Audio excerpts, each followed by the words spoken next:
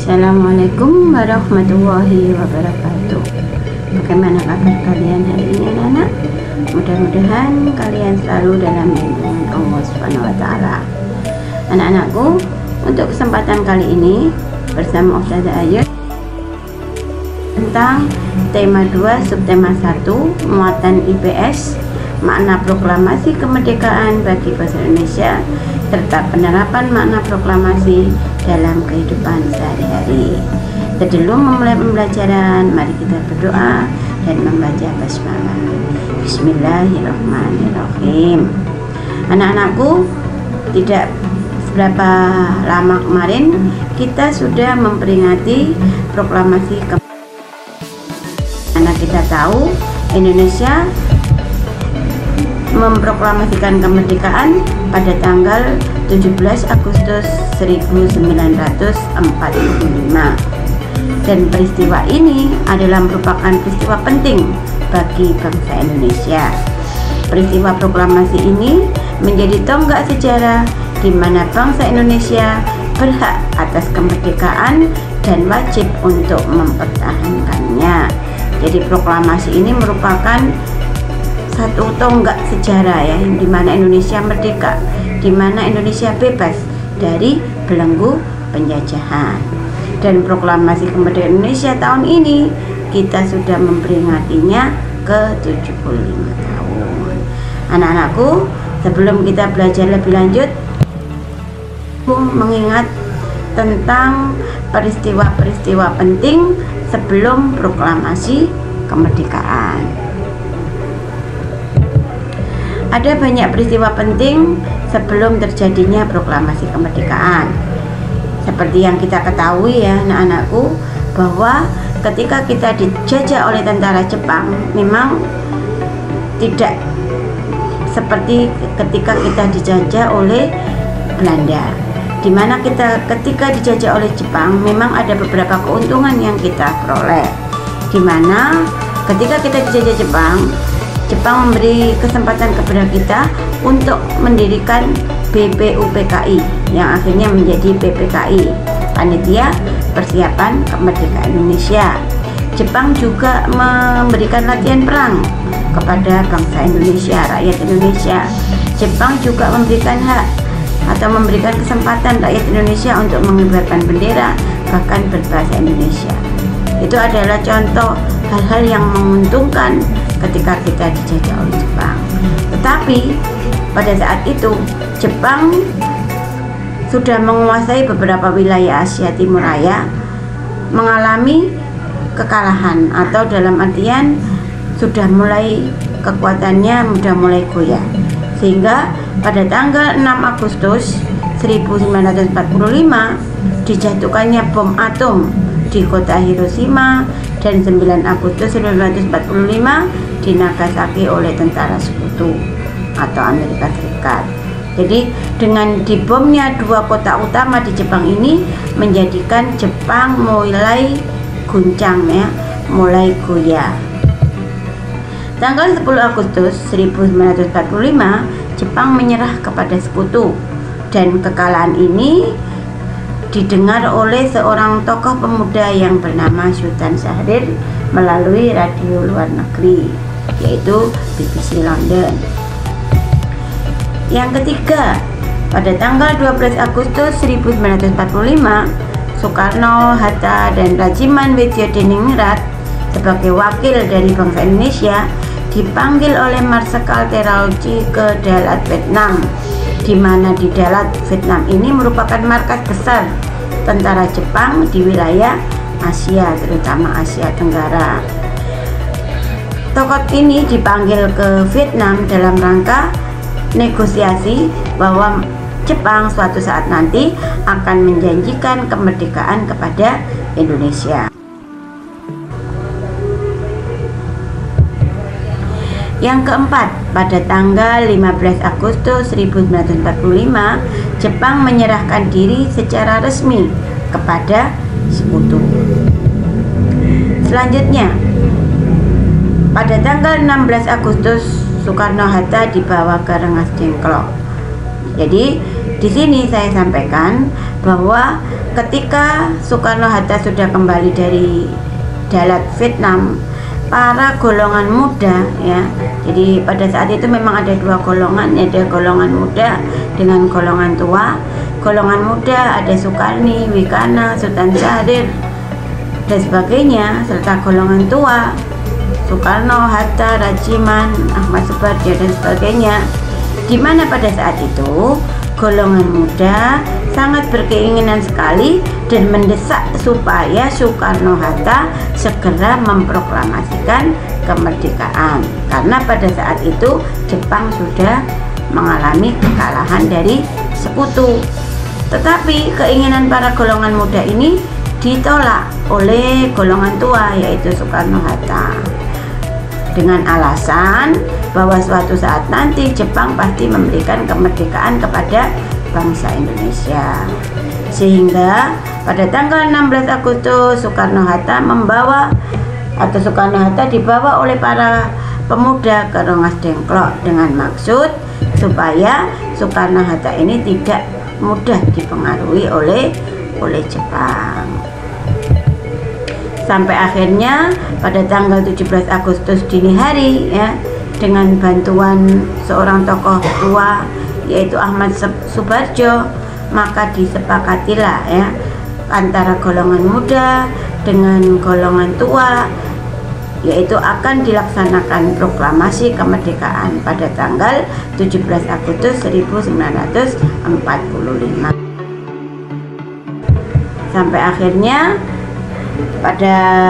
setelah terjadi kesepakatan bahwa Soekarno-Hatta akan segera memproklamasikan, maka mereka kembali ke Jakarta.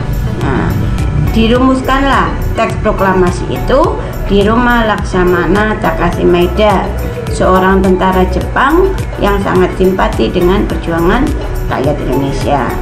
Di rumah itulah akhirnya Insinyur Soekarno, Muhammad Hatta, dan Ahmad Subarjo merumuskan teks proklamasi, di mana teks proklamasi itu awalnya ditulis tangan oleh Insinyur Soekarno, lalu diketik oleh Sayuti Melik. Atas usul Soekarni, teks ketikan itu kemudian ditandatangani oleh Insinyur Soekarno dan Muhammad Hatta atas nama bangsa Indonesia. Sedangkan teks yang ditulis tangan ya pada saat itu tidak terlalu diperhatikan ya, kemudian diselamatkan oleh seorang tokoh pemuda yang bernama B.M. Dia.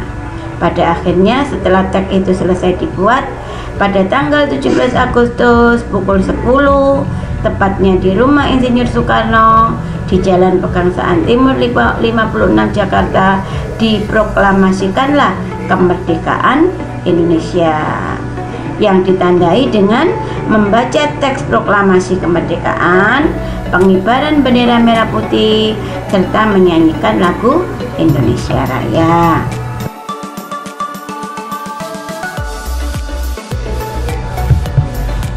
Di mana ini sudah saya tunjukkan teks proklamasi yang masih autentik atau yang masih asli, tulisan tangan dari Insinyur Soekarno ya. Jadi ini belum diketik, masih asli, di mana teks ini itu terbuang dan akhirnya ditemukan oleh B.M. Dia.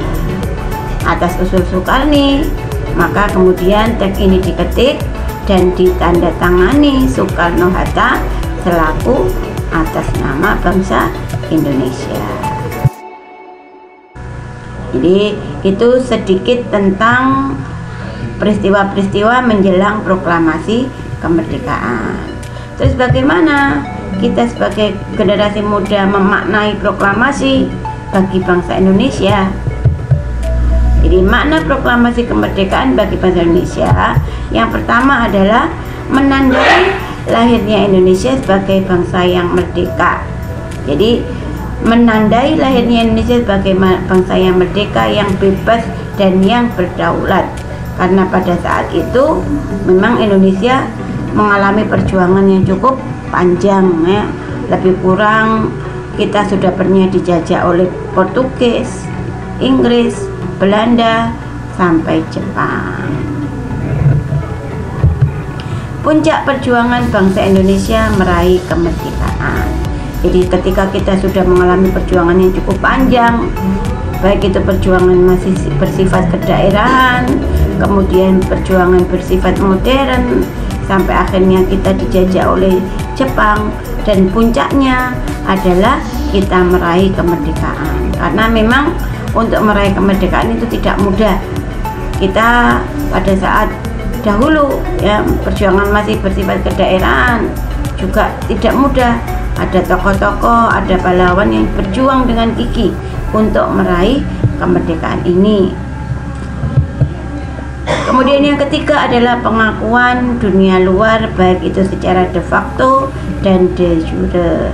Jadi anak-anakku, untuk menjadikan suatu negara ya, tidak hanya negara itu ada wilayahnya saja, ada rakyatnya saja, tetapi juga harus ada pemerintahan yang berdaulat, dan Indonesia sudah punya itu. Jadi pengakuan dunia luar secara de facto itu artinya kenyataan bahwa Indonesia memang sudah merdeka, Indonesia sudah berdaulat, Indonesia juga sudah punya wilayah, Indonesia punya rakyat ya. Dan itu adalah pengakuan secara de facto atau kenyataan. Sedangkan secara de jure adalah secara dokumen, secara hukum, pengakuan dari dunia luar bahwa memang Indonesia sudah merdeka. Negara-negara internasional sudah mengakui bahwa Indonesia secara hukum itu menjadi negara yang berdaulat. Dan negara yang mengakui kedaulatan Indonesia yang pertama adalah negara Mesir ya. Selanjutnya, bahwa makna proklamasi adalah bukti bahwa Indonesia bangsa yang mandiri. Jadi setelah kita merdeka dari penjajahan, kita harus mempunyai kekuatan untuk menjadi bangsa yang mandiri, yang tidak tergantung dengan bangsa yang lain. Dan yang kelima adalah landasan untuk bersikap terhadap dunia. Karena itu Indonesia memiliki politik bebas aktif. Bebas maksudnya kita bebas bergaul, negara Indonesia bebas bergaul dengan negara manapun, dan aktif maksudnya di sini adalah berperan aktif dalam mendamaikan dunia, berperan aktif dalam kerjasama dunia, dan untuk hal-hal yang baik di dunia internasional. Terus bagaimana penerapan makna proklamasi dalam kehidupan sehari-hari? Kita tahu bahwa proklamasi merupakan peristiwa bersejarah yang menandai kelahiran bangsa Indonesia sebagai bangsa yang merdeka, bangsa yang bebas dari penjajahan. Nah, sikap kita bagaimana? Yang pertama adalah penerapan makna proklamasi di rumah. Kita harus saling menghormati dan menghargai, bangga dengan produk dalam negeri, mengembangkan hidup rukun, saling membantu orang tua, mengerjakan kegiatan secara bersama-sama, selalu bersikap positif, melakukan hal-hal yang baik, dan sebagainya. Bagaimana dengan di sekolah? Ya, sikap kita sebagai seorang pelajar, ya jelas. Yang pertama adalah giat belajar, upacara, tertib dan disiplin dalam setiap kegiatan, mengikuti kegiatan sekolah, toleransi dengan teman yang berbeda suku dan agama, tidak berpilih-pilih teman, dan sebagainya. Demikian juga sikap kita di masyarakat, yaitu contohnya menjaga kerukunan, mendukung pemerintah dalam pembangunan, gotong royong, mengutamakan kepentingan bersama, saling menghormati dan menghargai, dan sebagainya.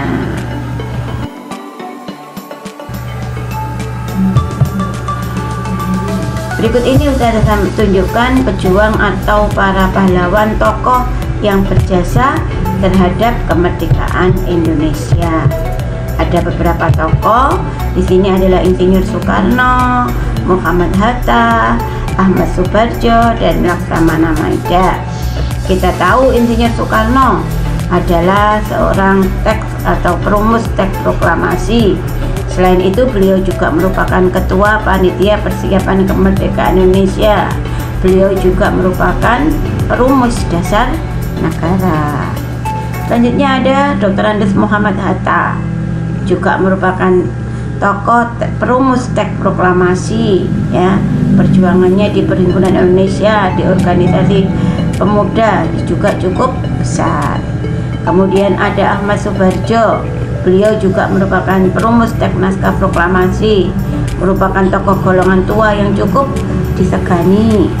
Ada Laksamana Takashi Maeda, di mana seorang tentara Jepang yang sangat simpati dengan perjuangan rakyat Indonesia, di mana beliau merelakan rumahnya untuk digunakan sebagai tempat untuk merumuskan teks proklamasi.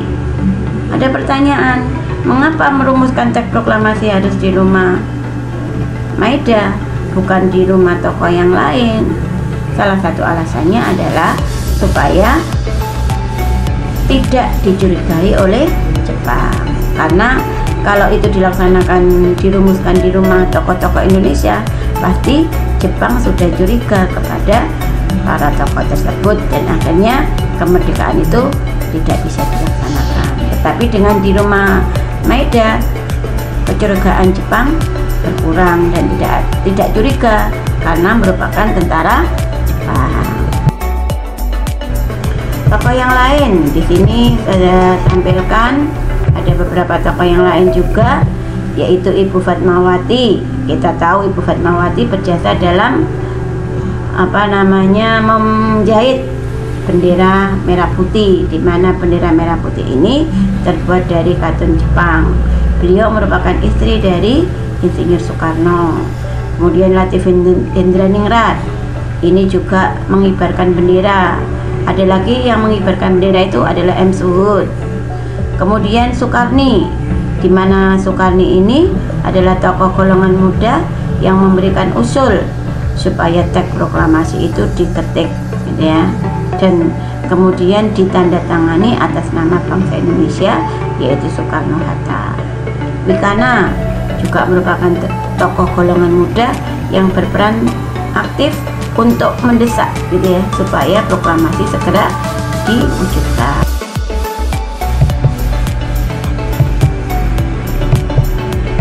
Tokoh-tokoh yang lain di sini saya sampaikan juga, ada Sayuti Melik. Kita tahu Sayuti Melik adalah seorang tokoh pemuda yang mengetik teks proklamasi.